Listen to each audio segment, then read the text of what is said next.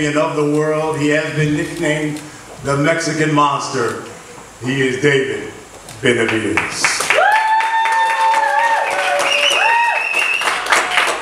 First of all, I want to thank God, because without him, none of this is possible.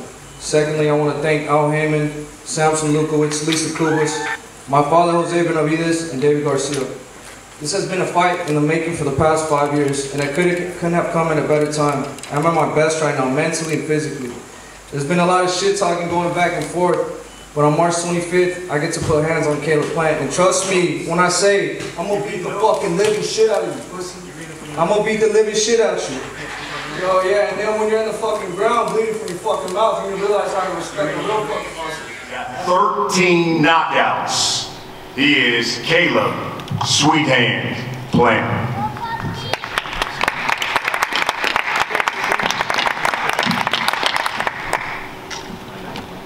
What's going on, everybody? My name is Caleb Plant, and I worked really hard this camp. And on Saturday, March 25th, you're gonna get knocked out. Go to sleep again. you know, what's going on? Caleb, talk about the beginning of your speech up there that you were reading off the phone. Oh, you know, just it's my big moment, my big speech. You know, I want to make sure I didn't leave anything out, and so that's all. I'm obviously willing to risk it all. You know, this is one of the biggest fights that can be made in all of boxing. This is #1 versus #2 to move forward and fight for undisputed. But regardless of what, you know, it would be moving forward to face, this fight is still one of the biggest fights. So I'm excited to be here, excited to be a part. I worked extremely hard this camp, just like I have in all my camps. You know, you don't start working hard once the big moment gets here. You got to stay working hard to get to the big moment and to, you know, succeed when you get to the big moment. Caleb, what was being set up there between you two? What was being set up there between you and David in that face-off there? We're just talking about how much we like each other. that kind of language. Yeah. But I heard him. I think he was saying, "I'm gonna send you to the hospital." I know, like you call it rah-rah, but yeah. What does that? You keep it in your back pocket. That sounds good. You know, he's supposed to say that. Hector. You know, someone standing in your face, about to whoop that ass. What else are you supposed to tell him?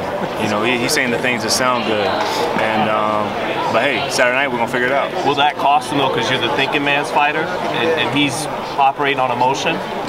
We'll see Saturday night. Hey Clint, do you think that he's got tired out after about the 6th or 7th round? That's a question for him, I think. You know, I don't know. I can't. I mean, if you watch his fight. Yeah, I mean, again, I don't know. I can't answer that. So Saturday night, we're going to get in there, let the bell ring, and we're going to figure it out for sure. Caleb, you've seen his physique. You know, it's the first time a lot of people, you know, fans have seen a different physique than David. You know, what are your thoughts overall? You know, I mean, that's good for him. You know, he finally got to his big moment, and now he's going to, you know, now he's doing it right. So. Caleb, you know, this type of camp for you isn't something familiar, but this is your second camp with Coach Birdman Edwards. Just want your thoughts and your takeaways from, you know, getting a second camp and being able to make some tweaks to the tools in the toolbox. I can't stand them. I can't stand them. I can't stand them, man. No, we had a great camp. You know, just echoing off the camp before that. You know, the first camp together was with Darrell. You guys seen a new and improved Caleb Plant. He echoes a lot of things that my dad's been telling me for a long time and wanting me to do. And, you know, Birdman is basically like, you know, a taller, darker, more handsome version of my dad. So, you know, we've been working real hard in the gym. We took a little time off after the fight and we got right back to work. So, you know, you're going to see a better and more improved Caleb Plant. Just stacking camps back to back. You know, it's been a while since I've been able to have camps back to back. It was the Canelo fight 11 months before that. It was the Truax fight 11 months before that. It was the Vincent fight. So, you know, to get a camp back to back, you know, that's when you're really going to see the best come out of somebody. Caleb, do you see this being, you know, the most action-packed, like a war that you have to win, or do you slow the pace down? You don't let it be that kind of fight? Well, you know, with Jose Uzcategui, yeah, I got off to a real fast start. In other fights, I get off to a real fast start, and you know, then there's times that I've slowed it down. So I'll know when the bell rings and I get in front of him. You know, whatever way he wants to go, you know, I'm gonna be prepared. I'm gonna be ready. Caleb, talk about you know, between Senior and David, you know, by winning the fight, which one's more satisfying? Seeing, you know, the humbling of David or his father? think you put both of them together, and you know that would be the sweetest of it all. Caleb, talk about the beginning of your speech up there that you were reading off the phone. Oh, you know, just it's my big moment, my big speech. You know, I want to make sure I didn't leave anything out, and so that's all.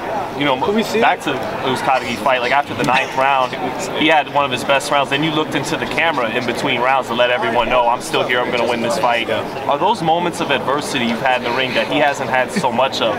Is that going to be a big difference in this fight for you, having to go through that? Yeah, you know, even in like, you know, the Jose Uzcategui fight, the 4th round, I caught a headbutt and, you know, caused a bad cut.